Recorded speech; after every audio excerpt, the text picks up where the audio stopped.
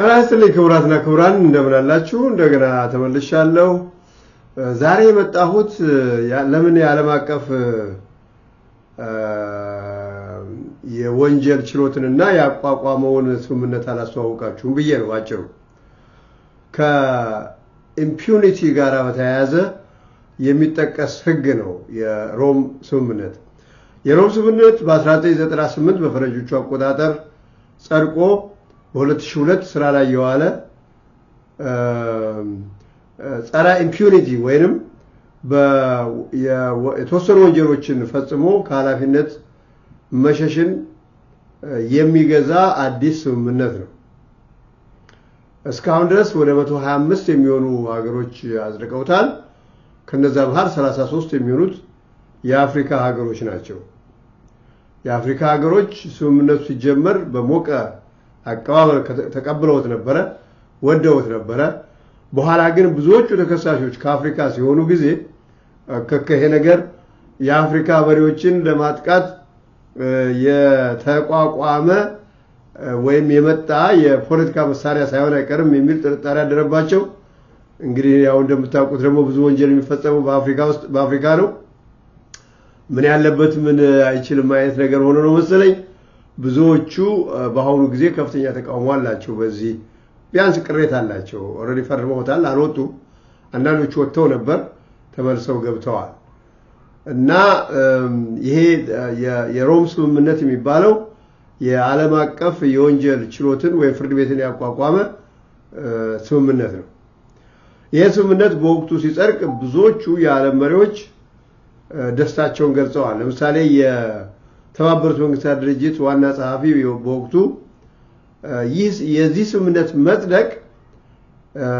ለወደፊቱ ትውልድ የሚሰጥ የተስፋ ስጦታ ነው ብለውት ነበር ሌሎች መሪዎችም እንደዚሁ የዚህ ስምምነት መጽደቅ ለሰብአዊ መብት ለህግ የበላይነት እና ለፍትህ መስፈን ከፍተኛ አስተዋጽኦ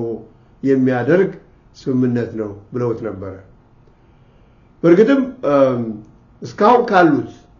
እስካሁን ከነበሩት የዓለም አቀፍ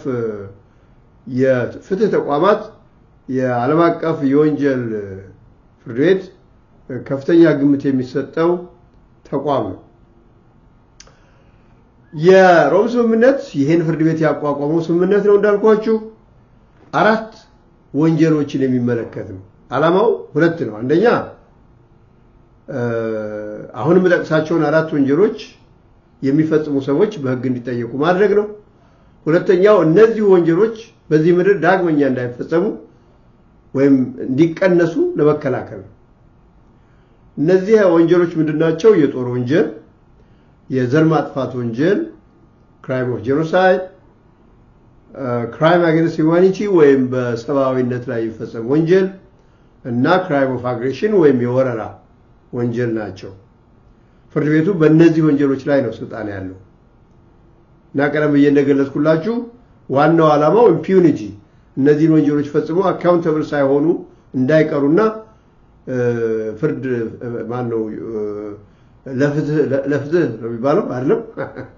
ለፍትህ እንዲቀርቡ የሚያደርግ ስምምነት ነው ማለት ነው ይሄን ስምምነት በተመለከተ እና የፍርድ ቤቱን አሰራር ያሉበትን የፖለቲካ ችግሮች ቻሌንጅስ በአጠቃላይ ወደፊት ባጭሩ እናንተ ለተከታታዮች ይጠቅማል የምለውን ፍሬ ነገር ይዤ መለሳለሁ ለዛሬ ባጭሩ ይሄን ያህል ካልኩ ይበቃል ስለ ስምምነቱና ስለ ፍርድ ቤቱ ስለተከታተላችሁ ያመሰግናለሁ ሼር ሰብስክራይብ እና ላይክ ማድረጋችሁ ለምን እንደምትረሱት ግን አንዳንዶቻችሁ ብዙዎቻችሁ ሰብስክራይብ አድርጋችሁ ተመልክቻለሁ ግን ሰብስክራይብ ሼር ላይክ በማድረግ ቻናላችንን እንዲያድግ የበኩላችሁን አስተዋጽኦ አድርጉ ዛሬ በዚህ ሰላምታችሁ ሰላምና ጤና ለሁላችሁም በያላችሁበት እመኛለሁ ጤና ይስጥልኝ